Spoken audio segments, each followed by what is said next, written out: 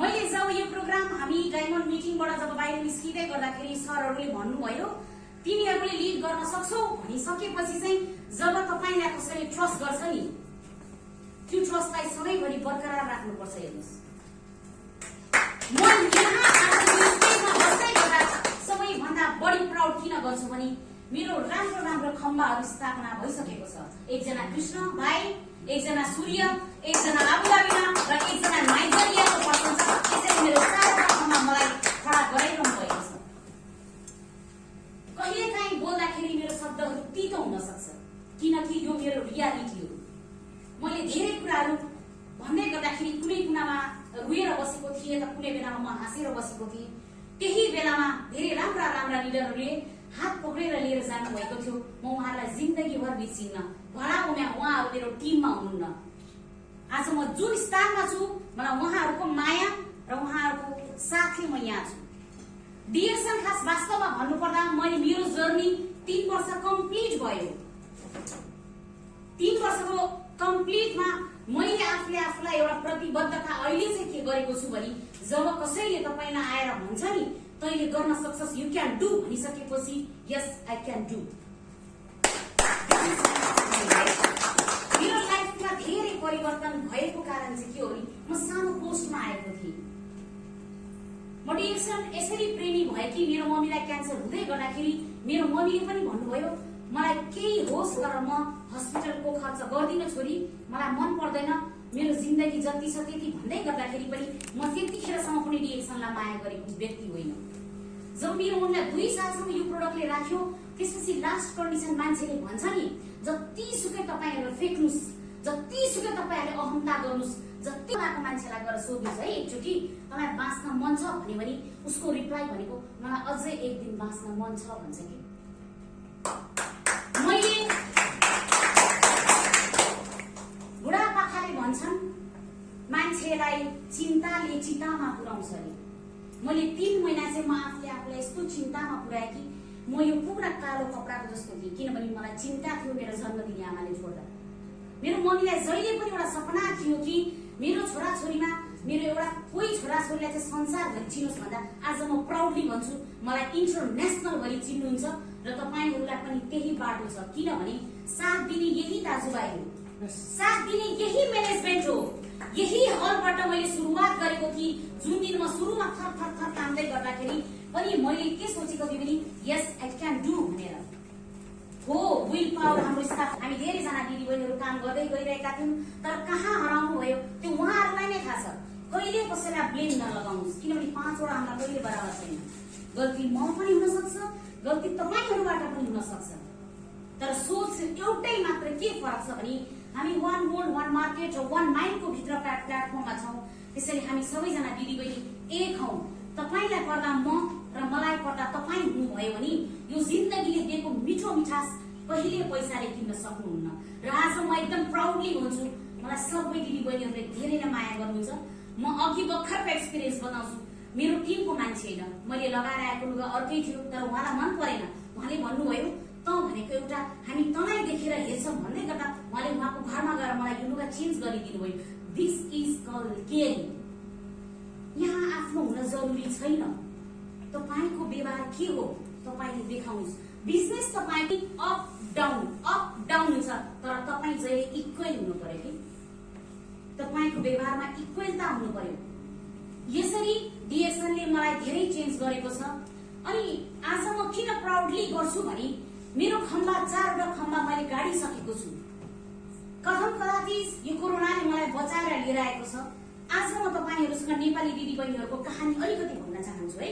कता कता मलाई पनि मन दुख्यो त्यसैले मेरो एक्सपिरियन्स शेयर गरेको मात्रै हो लाइफ कसरी चेन्ज हुन्छ भनेर। म जब नेपालबाट आउँदै गर्दाखेरि मैले सोचेको थिइनँ दुबईमा मेरो यति धेरै नाम, यति धेरै इज्जत र यति सबैले मलाई धेरै सम्मान दिनुहुन्छ भनेर। आज मेरो छोरीले एभ्री फ्राइडे भन्छ कि मेरो मम्मीको चाहिँ राम्रो दिन हो। मलाई थाहा छ मेरो मम्मीलाई जहिले पनि हेर्दाखेरि फ्राइडेको दिन म प्राउड गर्छु भनेको चाहिँ मलाई खुसी लाग्छ किनभने मैले उसलाई साथ दिएको छैन तर पनि उसको साथ मलाई त्यति धेरै हौसला बनाउँछ। आज म कसरी परिवर्तन भन्दा नि नेपाली दिदीबहिनीहरुको माहौललाई अलिकति भन्छु तर प्लिज पहिले तपाईहरुसँग सरी पनि माग्न चाहन्छु। तितो लाग्न सक्छ डायमन्ड मिटिङबाट जब बाहिर निस्किँदै गर्दाखेरि सरहरूले भन्नुभयो तिमीहरूले लिड गर्न सक्छौ भनिसकेपछि चाहिँ जब तपाईलाई कसैले ट्रस्ट गर्छ नि त्यो ट्रस्टलाई सबैभरि बरकरार राख्नुपर्छ। हेर्नुस् म यहाँ आज यो स्टेजमा बस्दै गर्दा सबैभन्दा बढी प्राउड किन गर्छु भने मेरो राम्रो राम्रो खम्बाहरू स्थापना भइसकेको छ। एकजना कृष्ण भाइ, एकजना सूर्य, एकजना आबुधाबीमा र एकजना नाइजेरियाको पर्सन छ। त्यसैले मेरो चारवटा खम्बा मलाई खडा गराइरहनु भएको छ। कहिलेकाहीँ बोल्दाखेरि मेरो शब्दहरू तितो हुन सक्छ किनकि यो मेरो रियालिटी हो। मैले धेरै कुराहरू भन्दै गर्दाखेरि कुनै कुनामा रुएर बसेको थिएँ त कुनै बेलामा म हाँसेर बसेको थिएँ। त्यही बेलामा धेरै राम्रा राम्रा लिडरहरूले हात पक्रेर लिएर जानुभएको थियो। म उहाँहरूलाई जिन्दगीभर बिर्सिन्न। भला उहाँहरू मेरो टिममा हुनुहुन्न। आज म जुन स्थानमा छु मलाई उहाँहरूको माया र उहाँहरूको साथले म यहाँ छु। डिएक्सन खास वास्तवमा भन्नुपर्दा मैले मेरो जर्नी 3 वर्ष कम्प्लिट भयो। 3 वर्षको कम्प्लिटमा मैले आफूलाई एउटा प्रतिबद्धता अहिले चाहिँ के गरेको छु भने जब कसैले तपाईलाई आएर भन्छ नि तैले गर्न सक्छस्, यु क्यान डु भनिसकेपछि यस आई क्यान डु। मेरो लाइफमा धेरै परिवर्तन भएको कारण चाहिँ के हो नि म सानो पोस्टमा आएको थिएँ। म डिएक्सन यसरी प्रेमी भए कि मेरो मम्मीलाई क्यान्सर हुँदै गर्दाखेरि मेरो मम्मीले पनि भन्नुभयो मलाई केही होस् तर म हस्पिटलको खर्च गर्दिन छोरी, मलाई मन पर्दैन, मेरो जिन्दगी जति छ त्यति भन्दै गर्दाखेरि पनि म त्यतिखेरसम्म पनि डिएक्सनलाई माया गरेको व्यक्ति होइन।